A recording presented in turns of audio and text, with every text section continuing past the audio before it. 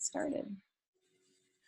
Well, welcome everyone for joining us today in a bittersweet cold December for Roaring Fork Leadership's live Resiliency Experience.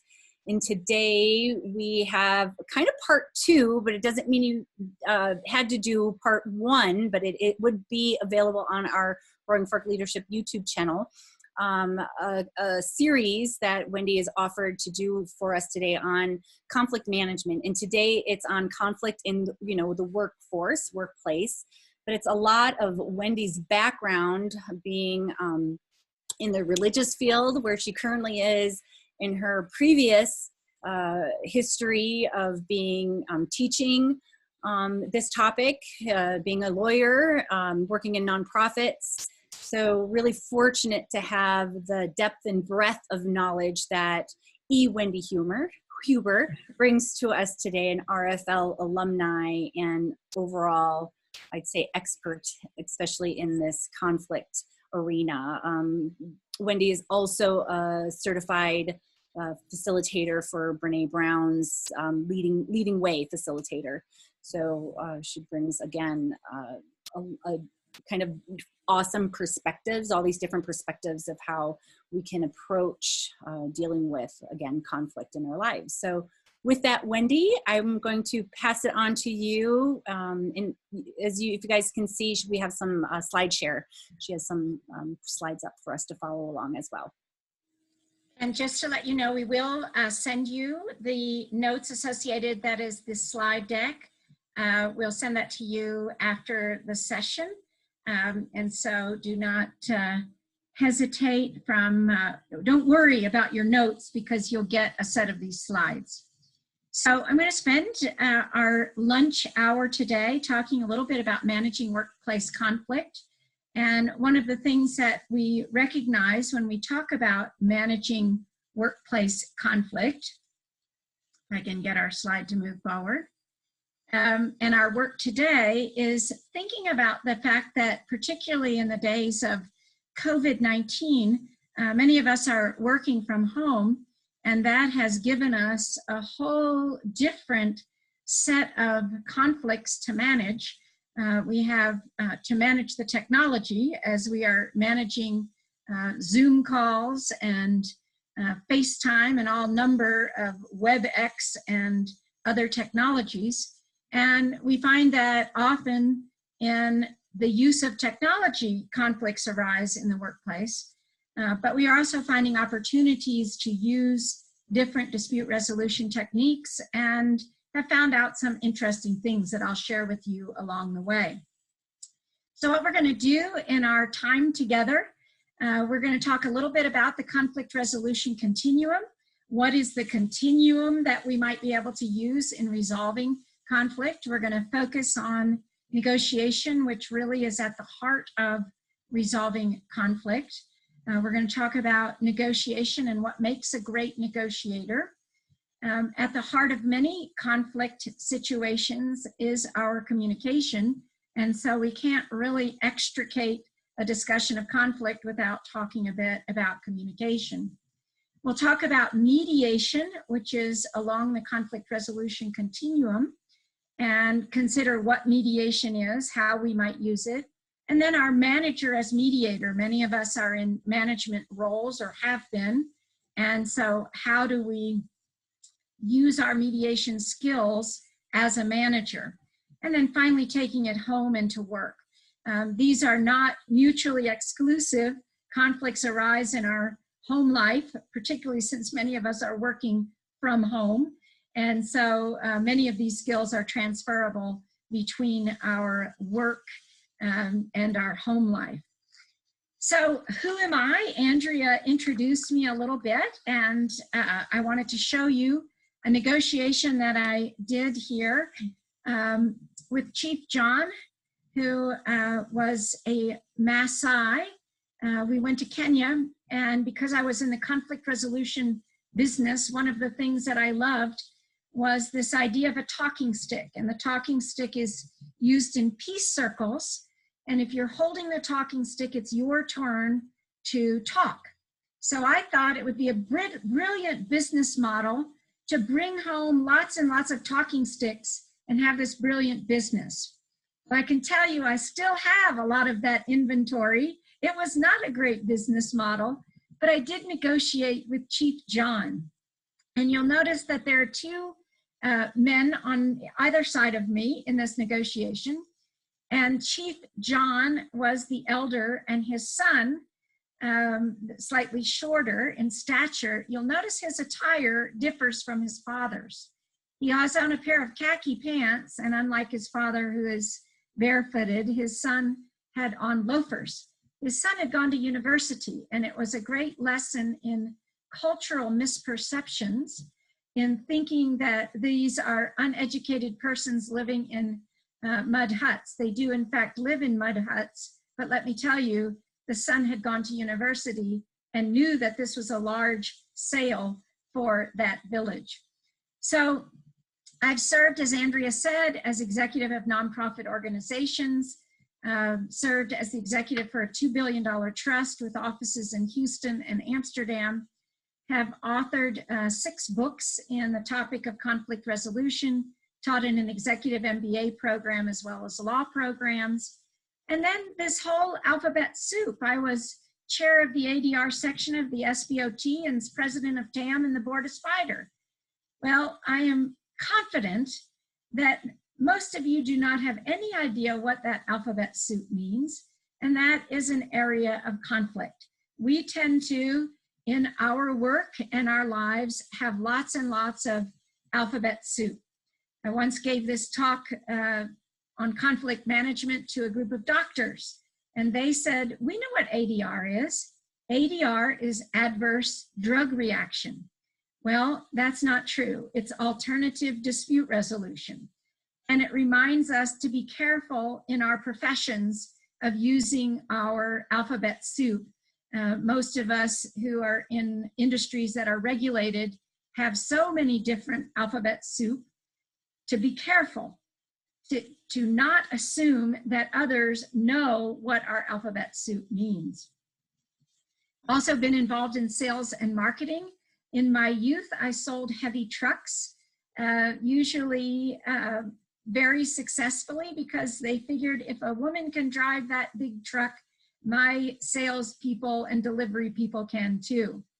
I'm a mom and a fly fishing person. As Andrea said, I am trained as an attorney, and my third act is as an Episcopal priest, and I now am very fortunate to serve St. Peter's of the Valley in Basalt, Colorado, as their Episcopal priest. So let's drill down and think a little bit about conflict. When we think about the definition of conflict, we realize that conflict is one or more parties who consciously interfere with the goal achievement of the other party. And so when you think about that as a definition of conflict, and that can be in the workplace, that can be in personal relationships. And one of the things that we recognize, even though some of us are conflict avoiders, but conflict outcomes can be explosive, or they can be very constructive. I think of an example of once having an admin who was not being as productive as she might have been, but after we did some coaching together and we engaged in conflict resolution procedures, became the most perfect, wonderful co-worker and colleague I have ever had the joy to work with. And so we recognize that sometimes we don't want to jump into it. We're fearful of the explosion rather than recognizing the constructive elements of conflict. We recognize the conflict resolution continuum, and we'll look at that in just a moment, can go from the least formal procedure to a more formal or most formal procedure. And so as we then consider conflict resolution, we recognize that there are costs of destructive conflict, and those can be personal and even financial. We recognize that if we continue to let something go, we engage in avoidance, it can be at great financial expense to us, but also personal expense.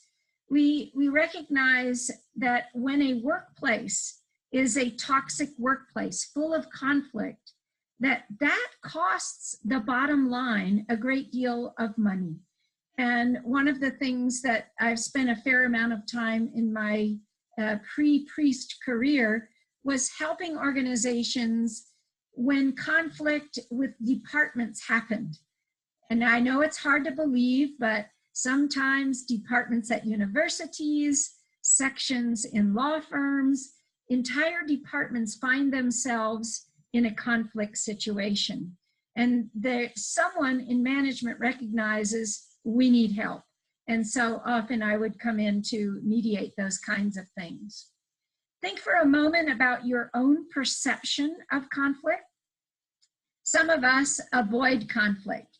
We don't want to engage in it, and we are going to run from it. And that's that perception of fight or flight as our perception of conflict. Some of us just get mad. Put up your dukes. Let's fight it out, recognizing that that doesn't help us much. And some think that they can control the conflict. That's just not always true. You can't always control it, and sometimes you have to engage in some form of conflict resolution, and we'll talk now about those kinds of processes. If we look at the dispute resolution continuum, at one end of the continuum, we have the conflict avoidance at one end of the continuum and violence or war at the other end of the continuum. In between, all of these processes represent how we might resolve a conflict. And I'm going to walk through a few of these so that as you begin to think of conflict resolution in the workplace, you can consciously make the decision how you might resolve the conflict. If it is a very simple kind of a conflict, the guy who's delivering the packages and he's a substitute package deliverer and he comes in and he tramps snow all over the floor of your freshly cleaned office when he delivers the parcels, but you know he's never going to be there again, you're likely to use conflict avoidance. You're not likely to engage in any kind of dispute resolution process. And that's an appropriate dispute resolution mechanism. At the other end, many disputes can escalate to violence or war. We saw several years of violence in the workplace and violence in our communities. And that is a way that sometimes people engage in dispute resolution, unfortunately. And in between is where the rubber meets the road. A very simple procedure, direct discussion. Hey, I noticed that when you came in to deliver our parcel, you didn't stamp your feet. You got muddy, snowy boot prints all over the front office. Would you mind stamping your feet the next time you come in? Very simple, direct discussion, easy solution. You've put it forward. At the other end of our continuum, since we're kind of going back and forth, the idea of nonviolent direct action. In this particular case, think of Gandhi and the Salt March. Think of Martin Luther King and nonviolent direct action. And those are ways in which conflicts might be resolved. Moving down the continuum, we have our, hang on just a minute, I have a dog crisis.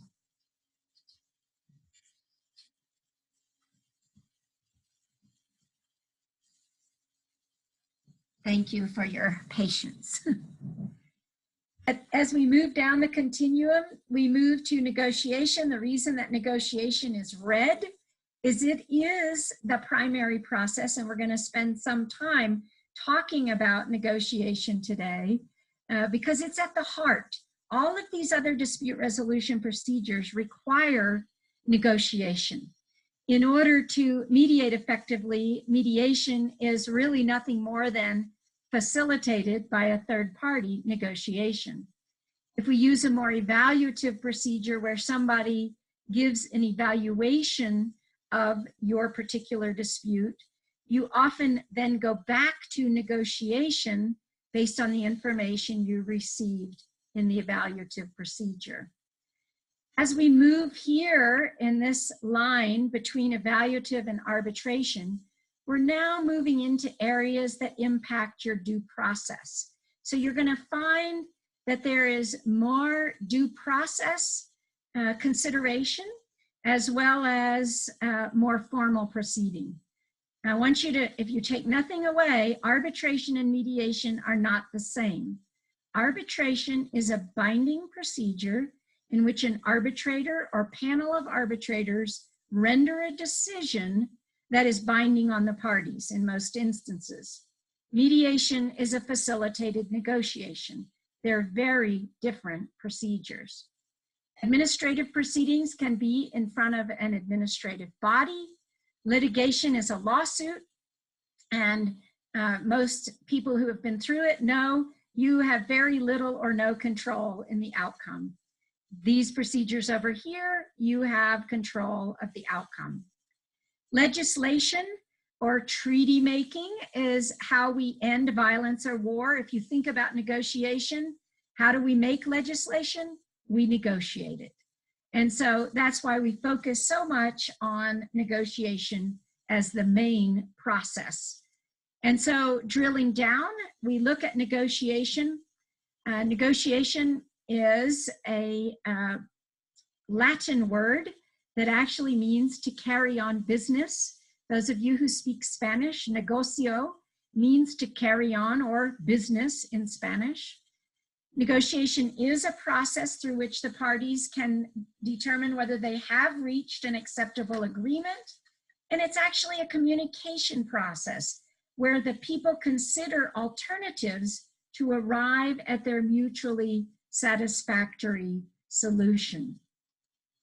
When we think about negotiation, it's a basic, generic human activity. Any people with children at home knows that they know that the moment those children become verbal or even pre-verbal, they're engaged in negotiation. Can I stay up longer? Will you read me one more book? Can I have this? Can I have that?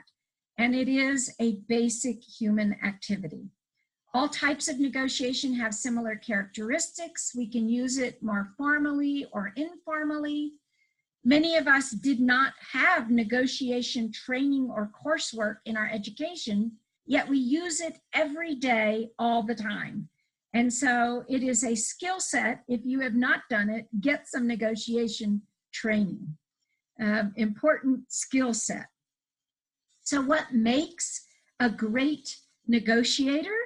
And one of those things we want to think a little bit about as we think about negotiators. Negotiators have excellent communication skills. They can listen well, and more importantly, they can ask effective questions. A great negotiator also has the ability to manage conflict effectively. That's why we're focusing on conflict resolution, and you're not fearful of conflict. You know that you can deal with it effectively. A great negotiator prepares for negotiation and understands the power of information, the ability to research and gather data during the negotiation phase. Many people will, for instance, just say, oh, I've got to go negotiate. You should spend as much time preparing to negotiate as you actually negotiate. And there are some good instruments and tools for negotiation planning. A great negotiator is flexible and adaptable to new information. I love the expression, I lost my Gumby, the grandchildren were here, but Gumby is the little green guy. Semper Gumby is always flexible because Gumby is a very flexible guy. There are two concepts from getting to yes and getting past no, who are Fisher and Urey. Fisher and Urey were Harvard professors through the Harvard Negotiation Project. And your WATNA and your BATNA, I'm going to tell you what those are. Your WATNA is your worst alternative to a negotiated agreement, and your BATNA is your best alternative to a negotiated agreement. And so if you know what your worst alternative is, you are less likely to give things away. And that's part of your preparation exercise, is knowing your WATNA and your BATNA. Your best alternative is, if I walk away, what's my position? And so a good negotiator will prepare for your negotiation by knowing what your WATNA and your BATNA both are.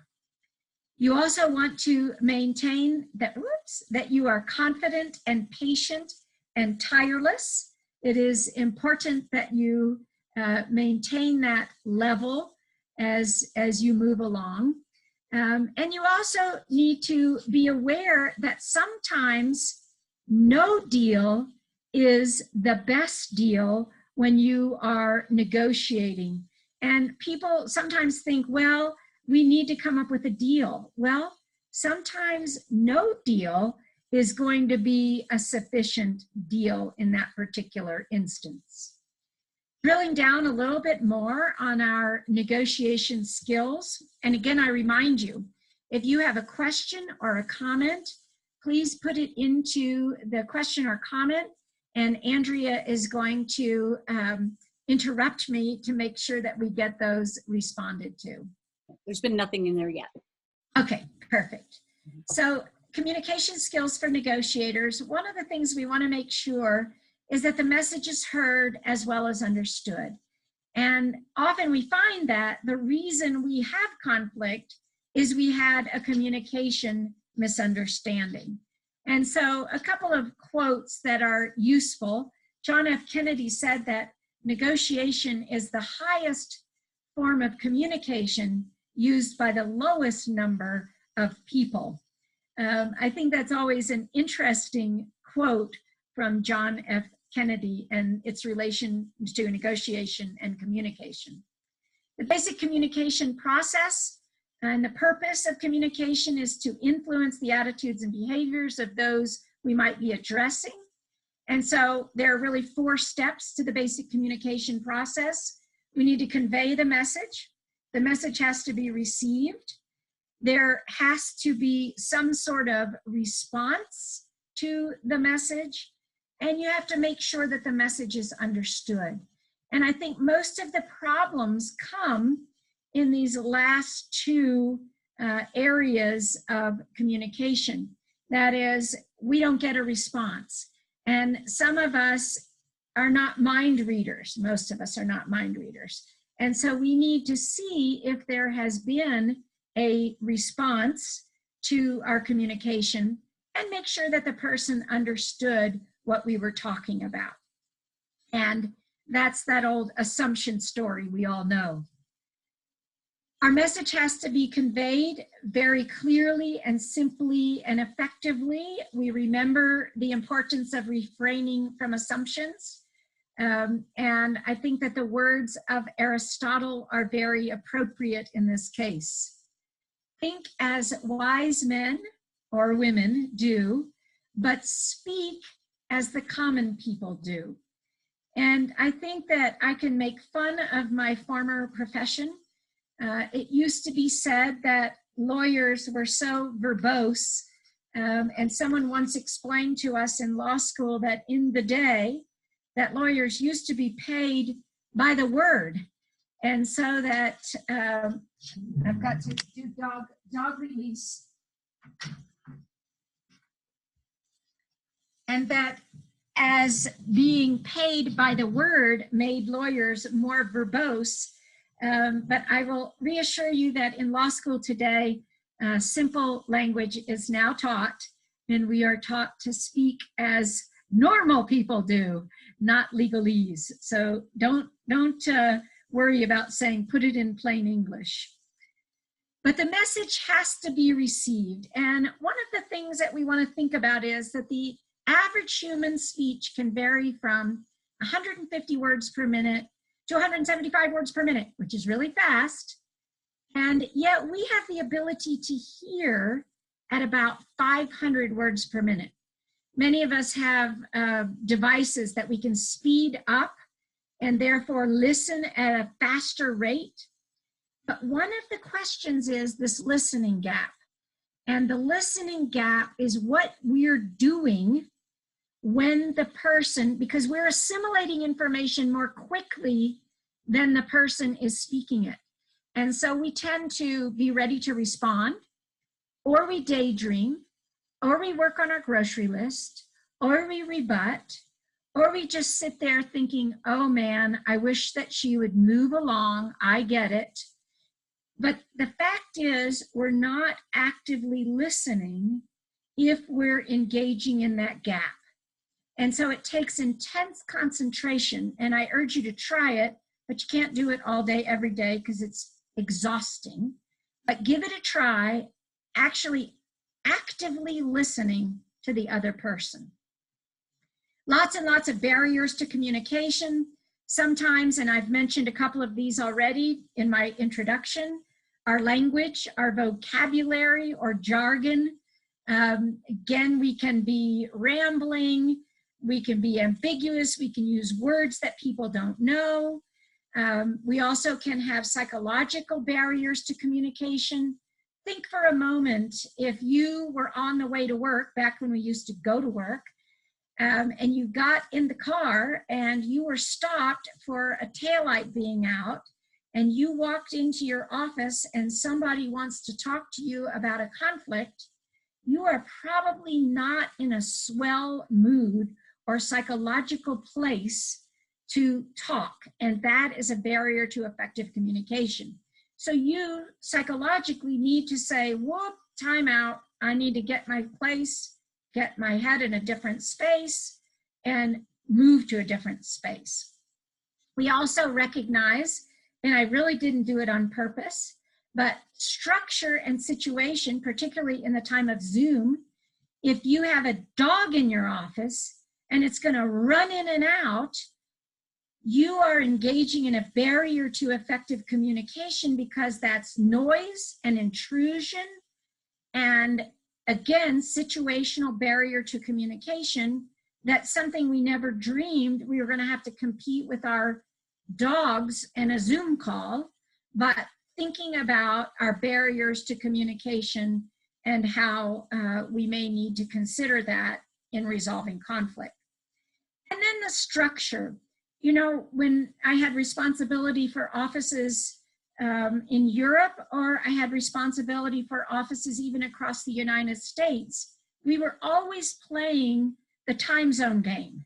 And you realize that, you know, people are just getting up in California and we've already worked a half a day on the East Coast. And so thinking about that as a barrier to communication is important as you consider conflict management. Additional communicators' weaknesses, thinking about inappropriate tone or approach. Some people talk in a combative way. Hey, I told you I wanted to talk about this. Well, that's probably an inappropriate tone or approach. We probably want to say, do you have a few minutes we can talk today? Instead of, hey, I need to talk to you. Some people are just plain unskilled as communicators and we need to give them the skills.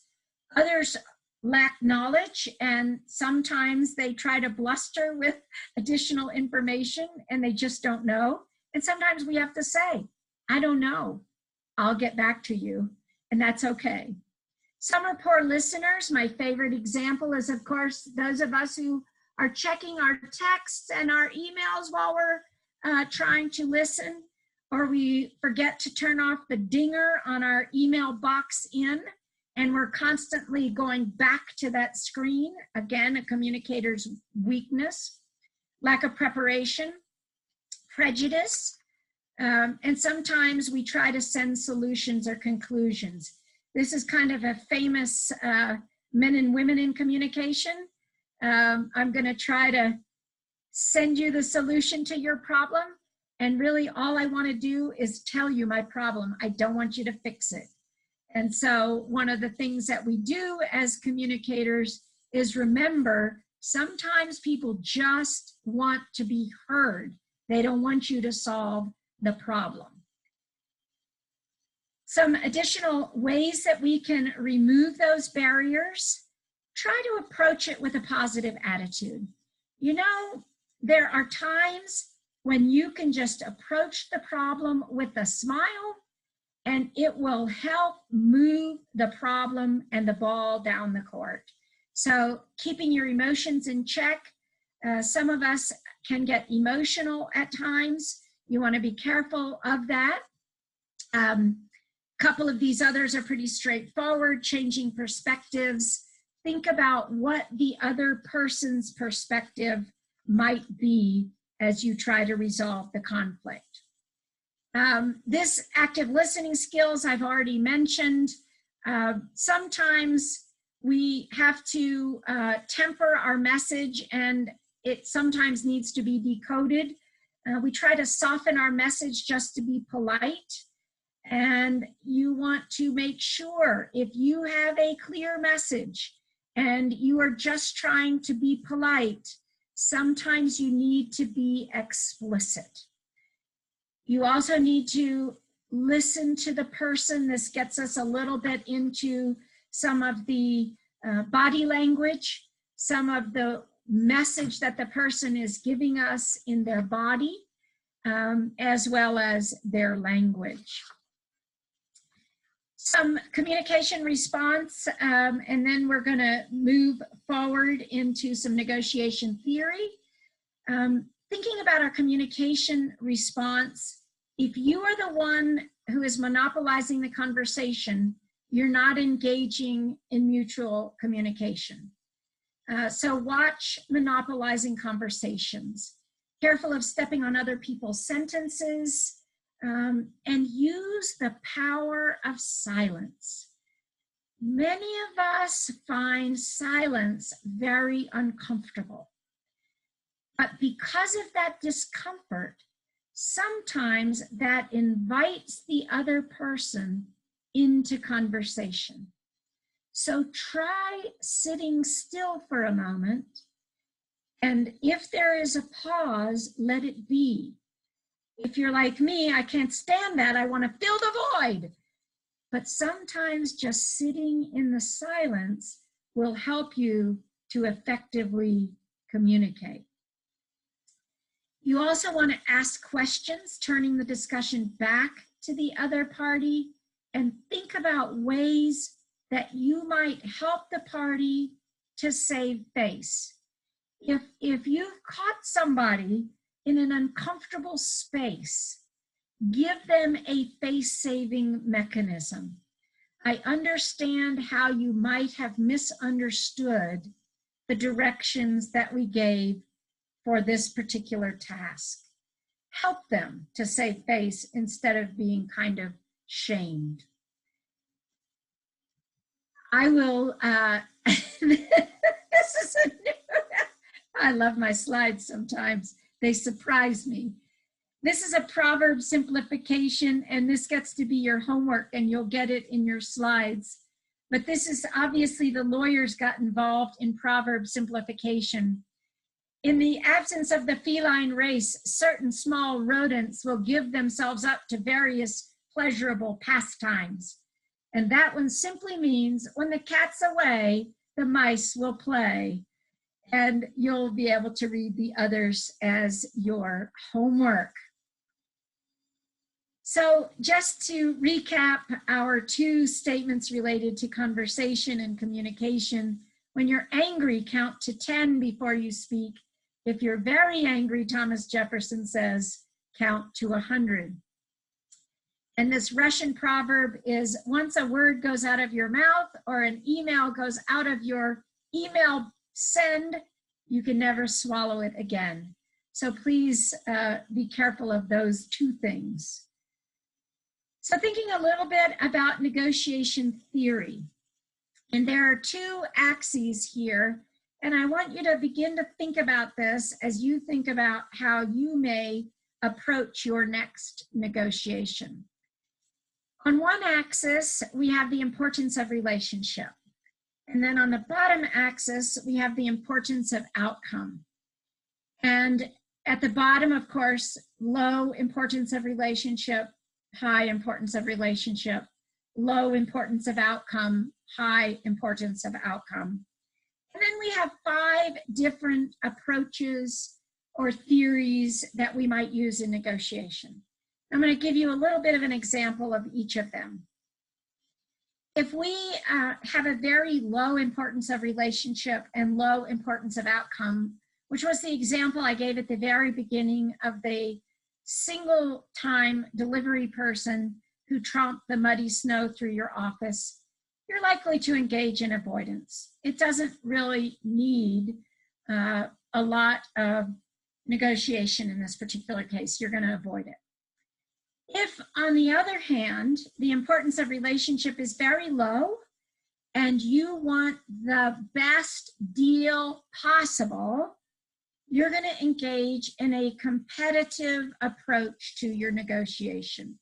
A competitive approach is where you hide information. You may even engage in deceptive practices. You may even be rude, but you are not going to have a future relationship. Usually, the example I give is automobile purchases. And I know some of us may have relatives who we have a relationship with. And one of the things you'll see that car salespeople try to establish a relationship with you so that you have some need of relationship.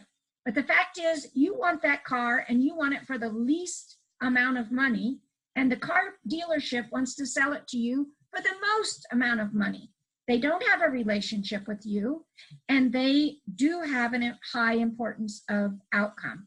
So they're going to engage in, again, a competitive strategy. On the other end of the spectrum up here, accommodation, this is what I call your spouse or partner. You have a very high importance of relationship, and tonight you go home, you're tired, you missed your lunch hour because you watched a crazy thing about negotiation, and you say, what are we going to have for dinner? And you are going to say, I don't really even care. It doesn't really matter what I get. But guess what? The importance of relationship is very high. Importance of outcome, you're going to eat, is low. And so you're going to engage in accommodation. I call this the yes, dear approach to negotiation. Yes, dear, we can order takeout from White House Pizza. That's accommodation. Importance of relationship, low importance of outcome. Again, accommodation. Then the one sort of in the middle, you sort of have a mid-range importance of outcome, a mid-range importance of relationship, and you're going to engage in some form of compromise. Everybody gives up something. The one I want to focus on is the idea of cooperative negotiation. This is where importance of outcome is very important. Importance of relationship is very important. Key employees. I would argue that all employees are key employees. Importance of relationship matters. Importance of outcome matters. And in this case, you're going to have an opportunity to, as Fisher and Urey say, expand the pie. Come up with a cooperative strategy so that both parties have an opportunity to have their needs met. And among the principles in cooperative negotiation is shifting the perceptions, shifting the perception of the parties and separating the people from the problem. We're going to focus on separating the people from the problem and how we might come up with some strategies to separate the people from the problem, because that is at the heart of cooperative negotiation. So one of the strategies is to walk in another person's moccasins. See the situation from the other party's perspective. If you have an employment matter, see that situation from that employee's perspective. And if you are fearful about, what if they quit? That is deducing the other party's intentions from your own fears. Don't deduce their intentions from your own fears. Be careful of blaming the other side for the problem. And it's okay to discuss each other's perceptions. I used to do a lot of work with oil and gas companies. And sometimes when the oil and gas companies, there would be a very large company and a very small company. And it's okay to say, boy, I was really nervous when we were coming to negotiate with you today, because I know that you are the biggest oil and gas company in the world, and we're just a little guy. It's okay. Discuss your perceptions. Seek opportunities to act inconsistently. There's another example. In that particular case, you can see how the large company might be more sensitive to the small company. That's changing the perception, acting inconsistently with what the other side might be thinking. Making sure that the other side has a stake in the outcome, make sure they participate in the negotiation process. Don't make it a take it or leave it. This is your only deal. And then make your proposals consistent with the principles and self-image of the other side. If, for instance, they are a big, proud company, say, in the spirit of your big, proud company, what I would like to do is offer a proposal where we both have an opportunity to do something good for our community or a wider community. And finally, as we move into our sort of tail end of our time together, I'm going to talk about mediation. Any questions, Andrea, or comments? Okay. So as we talk about mediation, remember we talked about the dispute resolution continuum.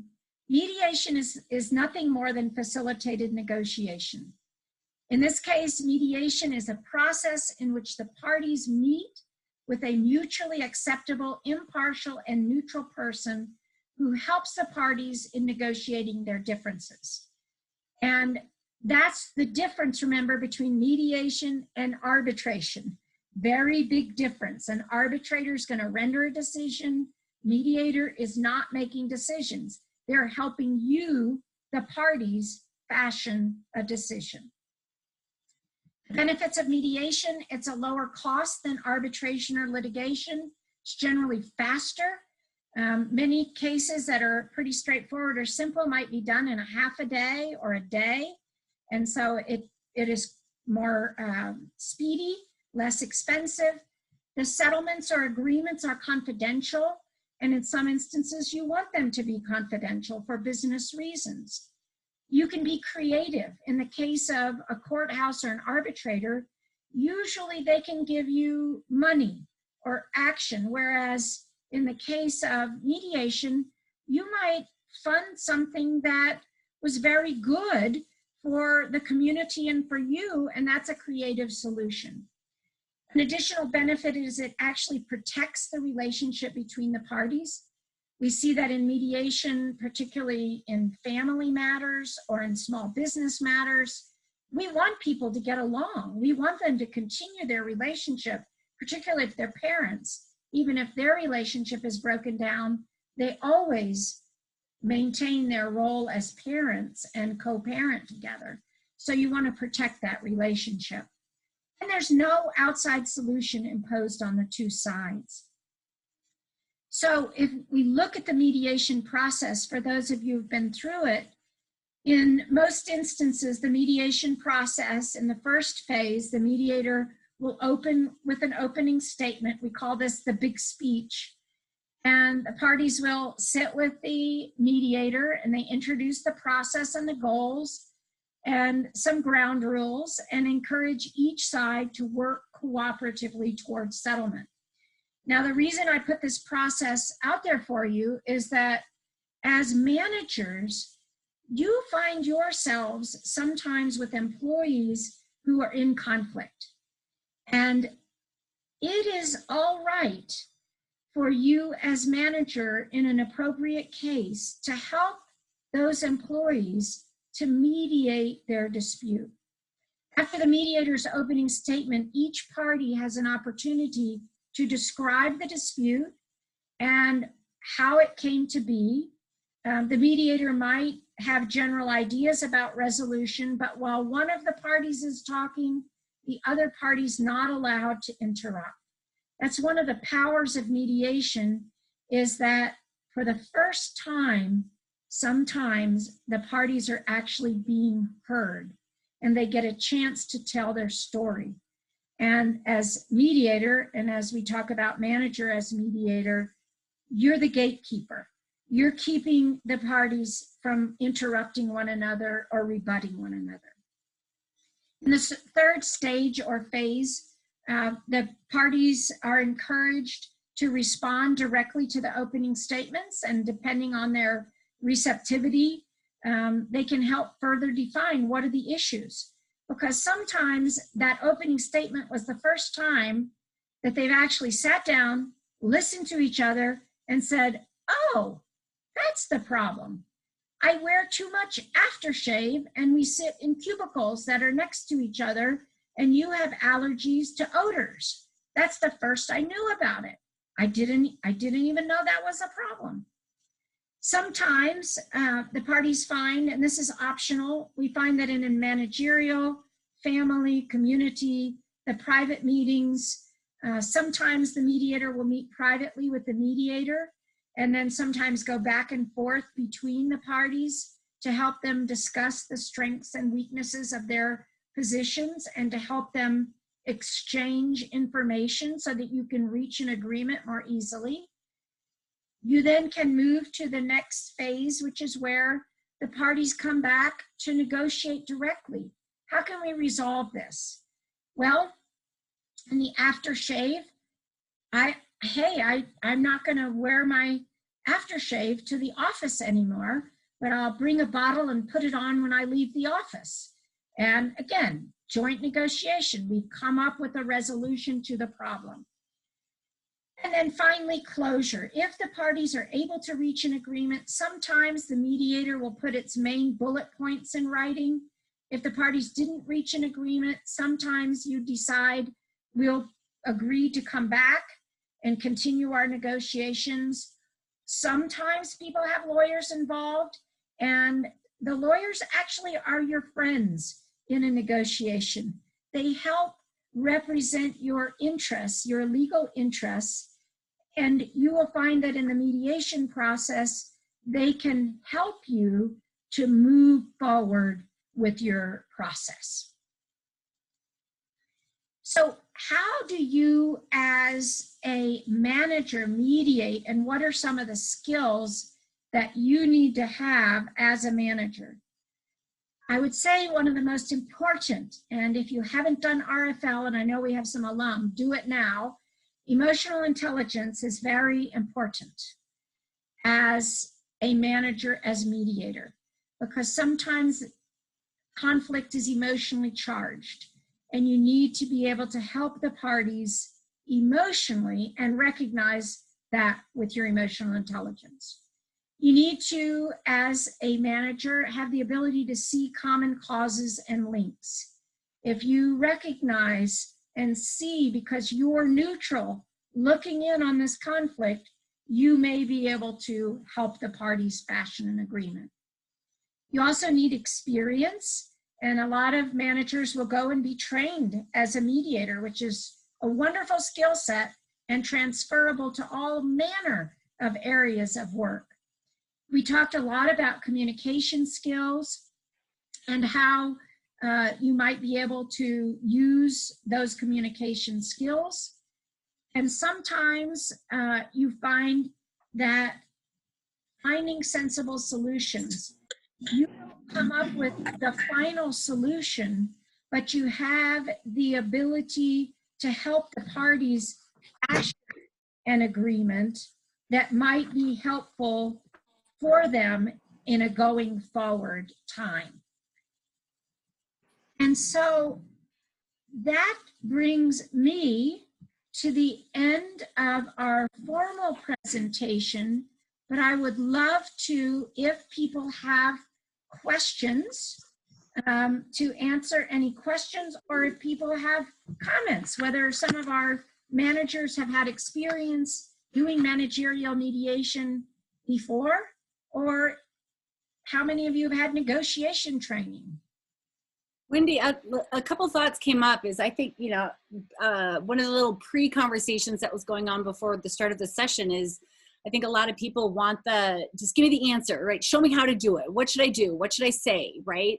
Or what's the answer to what I should say, right? If they're asking somebody. So do you know of what is your favorite go-to resource? I know one of my favorite books is Crucial Conversations, and it does, even on their website, Vital Smarts has conversation starters, right? Here's the things to think about. And I was thinking of what to prepare for, as much time, what really stuck out to me is you should be preparing as much time, the preparation as the actual negotiating, right? And I think that's just a missed opportunity, right? For each one of us is we know we probably internally have the capacity to do it, but we just don't take the time to do it. So we think we might have the ability to do it, walk into a situation, right? And all of a sudden go, oh, you're caught off guard, So I don't know, what resources would you say are, or what should people really be the form or paying attention to get into that? Yeah, and I think Crucial Conversations is a wonderful, wonderful book. If people haven't read it, I think it's imperative that people do that. Read it. I think all of the Getting to Yes books, there's Getting to Yes, Getting Past No, Getting Together, and they've actually put out a preparing for Getting to Yes, which is a negotiation preparation workbook. And I think that we forget to prepare. And a question came up from one of the participants, how to orient to these skills or practice, or how you might approach these kinds of things. And I do think that one comment that was made here in this comment was, or is it just practice, practice, practice? I think it is practice, practice, practice, but I think we have to be more conscious about our negotiation skills so that when we, for instance, engage in negotiation with our 9-year-old, we think of it as a negotiation. How did I do? How did I negotiate with that young person? Or in the case of an employee conflict, go back and think through, how did I manage my conflict and how did I negotiate effectively? Because we do it and we never think about what we did or why. And so it's that, in sort of my business, we do the examine, which is examining our day. And how did we do?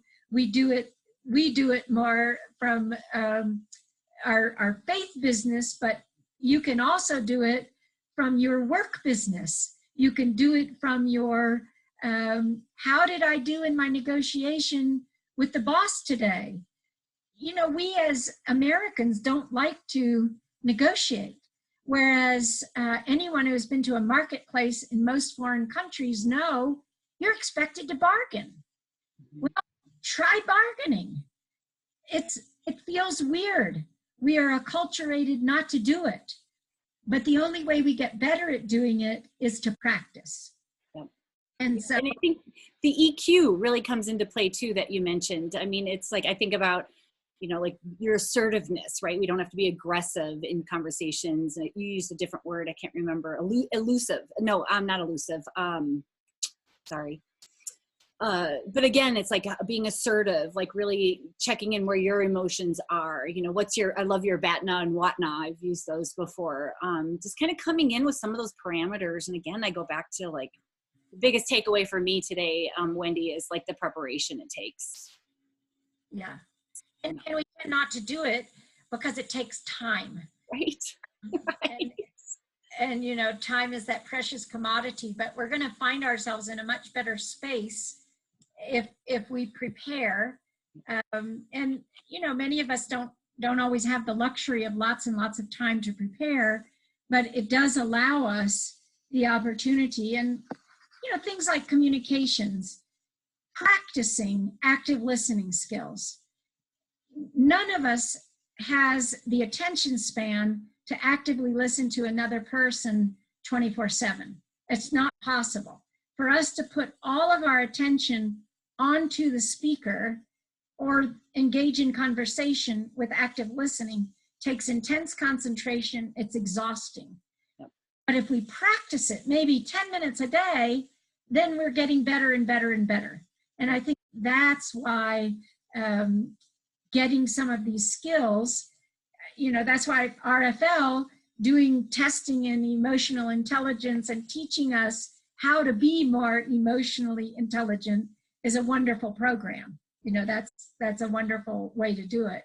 Right. For all the alumni, pull out your report. Right? Exactly. Review and apply it in this context, right? Like to really think about it from that negotiating perspective. Could be a new way to view, right, that report and what it's telling you. Yeah, absolutely. Yep. Yeah. Anybody else have any comments or questions? You can unmute yourself, put your video back on. And I'm always happy to help people, as I mentioned before. And sometimes, you know, I've had students I teach sometimes at CMC, and I've had students who wanted to talk about negotiating with their landlord. There is currently a pilot program that is being administered through Alpine Legal Services, and we are doing mediation of disputes arising in housing settings. So if it's a roommate dispute, a dispute between neighbors, it's at no cost to the parties, and they just need to call Alpine Legal Services, and we have that process. They got a little grant, and we're working on reconciliation in our community. That's fantastic. Wendy, I saw Karen looked like she may have had a question. Well, the two Karens. So let's go with Karen B. If you had a question first. Hi, Karen B here. No, I don't have a question, but Wendy, thank you so much for your presentation. I'm not in a managerial position now, but I am always in negotiation with those around me. And as you were sharing about the different levels of high, high outcome and that graph, it reminded me that when I'm in conflict with somebody, like I was this morning over something with my ordering of medical supplies, the minute I pictured that person and I heard his family in the background, my comment is that when I'm not trying to take it personally myself, but when I realize that that is a human being on the other end of the phone who does not need 99% of my fear of financial stuff or not getting my way or new product and equipment, that entered into my thoughts as you were sharing. No, it's not my spouse I'm talking to, but here's a human being who I do need to get some help from them. And I am powerless over Medtronic diabetes stuff. And yet I can make the situation so much worse by my attitude, by not going in with an accepting and loving heart attitude. So thank you for bringing that to light today. And I'm going to shift my thoughts as I deal with this process more towards, again, it's not my spouse or a loved one, but I can treat that person as though they're a loved one. So thank you so much. Of course. Awesome. And we'll take the last one since we know it's 1 o'clock, Karen, and then we'll wrap up. I just want to say thank you very much, Wendy, for such a well-presented PowerPoint or whatever it is. I worked for an attorney for about 5 or 6 years that was very skilled in mediation, and it was wonderful to see like two combative people come in and leave at the end of the day. So it's truly a skill, and I think you have a good point about silence being powerful. So thank you very much. Of course. Perfect. Good to see everybody. Yeah, well, thank you, Wendy, so much for, again, spreading this wonderful knowledge that you have to the group we had today. And I will share, we'll put this up on the YouTube, the Roaring Fork Leadership YouTube channel. So if you want to review it, we'll follow up with the slides as well. I did want to mention that a program that Roaring Fork Leadership does have coming up is a women's mastermind program. It's starting in mid-January. January 13th would be the first program. You can go to the website and just look under our programs and mastermind for more information on it if you're interested in kind of upskilling, reskilling, just getting in to have these type of conversations with a really powerful women's group. So that is our next program that we have starting, as I mentioned. And then next Tuesday, I have Stephanie Stanfield, who's going to be talking with us during the Resiliency Experience on the secret power of stress. So, and I even had a pre-conversation, of course, with her about, stress doesn't exist. It's like a figment of our imagination and we make it up. And I can't wait to hear her perspective, right? And I think there's some agreement that, it's like our interpretation of what anxiousness, and talk about emotional intelligence. It's like if you can label, like I want to eradicate the word stress out of our language and come up with like the emotion word, I'm feeling this right now versus this. I don't want to say it's a cop out when we say stress, but sometimes it's used in that way. Sometimes it's used appropriately. And I think sometimes we misuse the word. So anyway, join us, look at our programs, and thank you again for being here, and we wish you a wonderful holiday season. Thank you all. Thank you.